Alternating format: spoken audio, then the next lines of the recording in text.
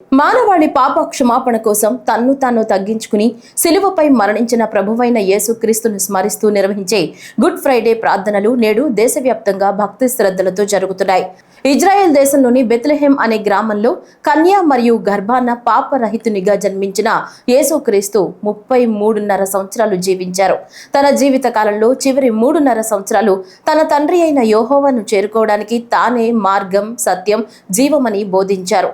అంతేకాకుండా ప్రజల మధ్య ఎన్నో స్వస్థతలు, అద్భుతాలు చేశారు. ఇది నచ్చని యూదు మత పెద్దలు కుట్రపూరితంగా ఆయనను బంధించి సిలువ వేసి ఆయన ప్రాణాన్ని హరించారు. మృతి చెందిన అనంతరం 3వ రోజున యేసుక్రీస్తు పునరుజ్జీవం పొంది పరలోకానికి తిరిగి వెళ్ళాడు. ఆయనను నమ్మిన వారిని తిరిగి తనతో పాటు తీసుకువెళ్ళడానికి మరలా వస్తాడని క్రైస్తవులు విశ్వసిస్తారు.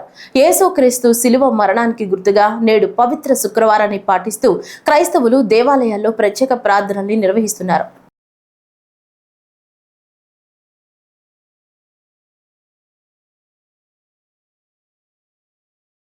అటు విజయవాడ గుణదల్లోని మేరీమాత ఆలయం గుడ్ ఫ్రైడే సందర్భంగా భక్తులతో కిటకిటలాడుతోంది.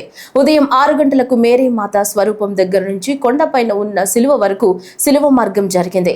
కార్యక్రమంలో రెవరెండ్ ఫాదర్, పుణ్యక్షేత్ర రెక్టర్ ఫాదర్, కార్మిల్ నగర్ విచారణకర్తలు, విశ్వాసులు పాల్గొన్నారు.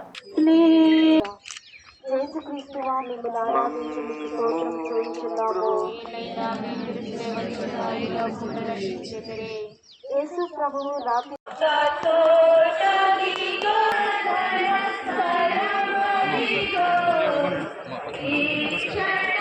ద్వారా అడిగి వేడుకొనుచున్నాము.